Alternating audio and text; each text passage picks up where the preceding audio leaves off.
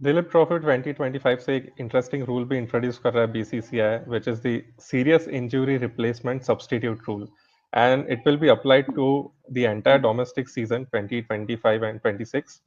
तो इसमें इस रूल के बारे में बताता हूँ कि इस रूल में ऐसा है कि जो भी नॉन प्लेइंग मेंबर है स्क्वाड का, उसको इंट्रोड्यूस कर सकते हैं आप एज अ रिप्लेसमेंट। अगर कोई आपका प्लेयर इंजर हो जाता है, he can not take part further in that particular match, और ये रहेगा ये this is not for one day matches और T20 मैचेस, एक दिन जो चलने वाले मैचेस उनका नहीं है, 4 डे मैचेस के लिए है। एंड उसमें ऐसा भी है, लाइक फॉर लाइक रिप्लेसमेंट होना चाहिए, there should be an approval from the match referee as well, दोनों टीम से कंसल्ट भी होगा। Another interesting aspect Chirayu is that कि जो इंजरी है वो एक्सटर्नल होनी चाहिए रादर देन इंटरनल, तो ही कंसिडर किया जाएगा हाँ, कि वो प्लेयर रिप्लेस हो सकता है क्या किसी से भी। या So again, one more thing is कि as we have seen Rishabh Pant recently, he got injured in the 4th Test match. Chris Woakes also got injured in the Oval Test 5th match, and it was very difficult for those players to take further part in that match. And I think या BCCI experiment कर रहा है, which the ICC allows. So we do not know whether this will be introduced in the matches further, whether international matches में आएगा कि नहीं, but this is what the rule is currently.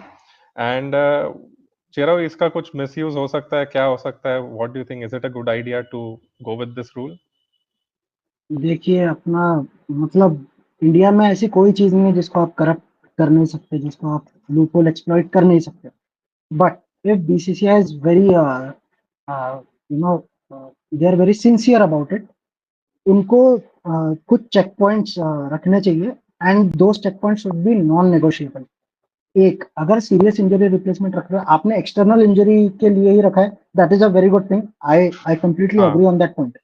Second thing, जब कोई भी player let's say scans के लिए जा रहा है और वहां पे पता चल रहा है कि इसको सच में कोई इंजरी है, तो वहां पे बीसीसीआई का एक रिप्रेजेंटेटिव होना चाहिए जो अपनी अपने तरफ से रिपोर्ट मैच रेफरी के साथ में कोऑर्डिनेट करे। अपोजिशन टीम से भी अप्रूवल होना चाहिए, और अपनी जो जिस टीम का प्लेयर जा रहा है उस टीम के फिजियो का भी उसके अंदर इन्वॉल्वमेंट एक लेवल पे होना चाहिए। बट फिजियो का काम वही तक होगा कि वो जो चीजें है वो अपोजिशन टीम के कंसल्टेंट और बीसीसीआई के कंसल्टेंट के हाथ में सौंप दे।